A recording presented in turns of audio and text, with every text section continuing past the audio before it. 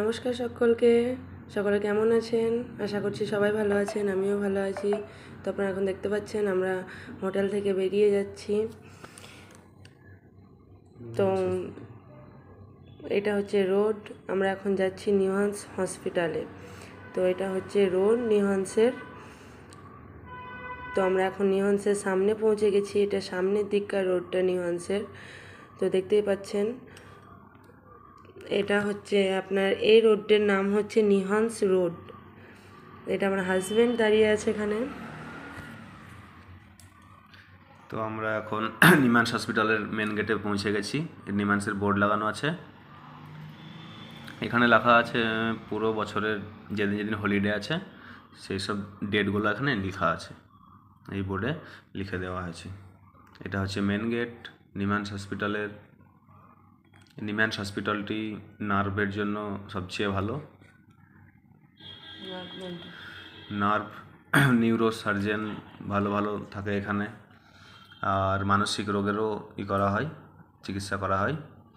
তো আমরা এখন যাচ্ছি নিমহান্স ক্যান্টিনের দিকে। সেখানে কিছু খাওয়া দাওয়া করে নেব। খাওয়া দাওয়ার পরে তারপরে আপনাদেরকে দেখাবো কোথায় রেজিস্ট্রেশন হয়, কোথায় ওপিডি বসে, সব কিছু আপনাদেরকে দেখাবো। আপনারা ভিডিওটা প্রথম থেকে শেষ পর্যন্ত ভালোভাবে দেখতে থাকেন। এখন আমরা ক্যান্টিনে চলে এসেছি, নিমহান্স ক্যান্টিনের ভিতরে যাচ্ছি। দেখছেন এখানে অনেক লোক আছে, অনেক মানুষজনই এখানে খাওয়া দাওয়া করে। মোটামুটি ভালো খাবার, খারাপ না। এখানে বোর্ড লাগানো আছে খাবারের, বোর্ডে সব কিছু লেখা আছে কোন জিনিসটার কত দাম, কী কী পাওয়া যাবে সব কিছু। তো অনেক কমেই এখানে কম রেটে খাবার পাওয়া যায়, খুব বেশি দাম না। 40 টাকাতেই এক থালা খাবার পাওয়া যায়। তারপরে অনেক সাউথ ইন্ডিয়ান খাবার আছে, দেখতে পাচ্ছেন বোর্ডে সব কিছু ছবি দেওয়া আছে। তো আমরা ক্যান্টিনের ভিতরে প্রবেশ করেছি, খাবার নিয়ে এসেছি। 40 টাকা করে 80 টাকা নিয়েছে দুটো খাবারে, দুটো থালা দেখতে পাচ্ছেন। আর আলাদাভাবে ধোসা বানিয়েছি আমি, তাই এটা ধোসা নিয়েছি। 30 টাকা ধোসার দাম এখানে, খাবারের দাম 40 টাকা। আমরা বাইরে চলে এসেছি, খাওয়া দাওয়া হয়ে গেছে আমাদের। এখন আসলাম যেখানে আমার ওয়াইফ বসলো। এখানে সবাই সকালবেলাতে এসে লাইন দেয় রেজিস্ট্রেশন করার জন্য।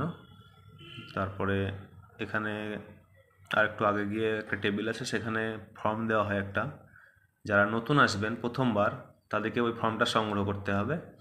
আর ফর্মটা সংগ্রহ করার পরে তাতে পেশেন্টের নাম, বয়স, আধার কার্ড নাম্বার এসব কিছু ডেটা ভরে পূরণ করে সেটাকে জমা করাতে হবে।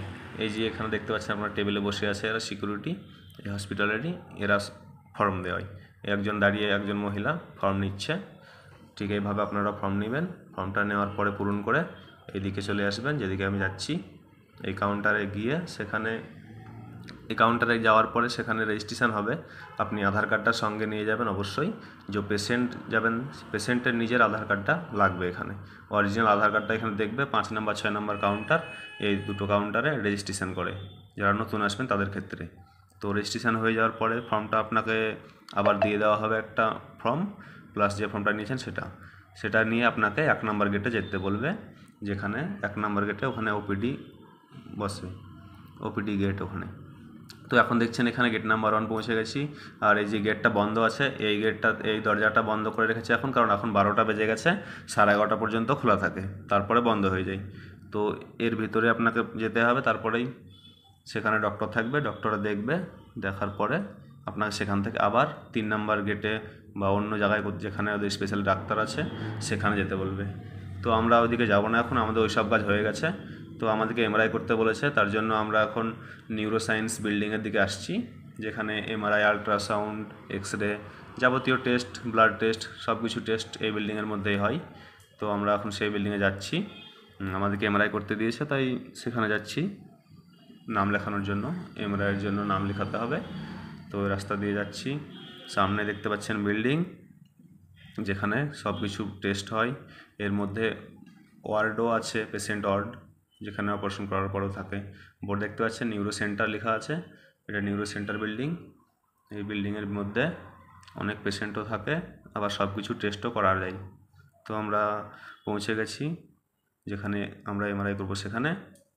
তো এমআরআইয়ের রুমে গিয়ে দেখি সেখানে G21 রুমে বলেছিল, যেখানে G21 লেখা থাকবে।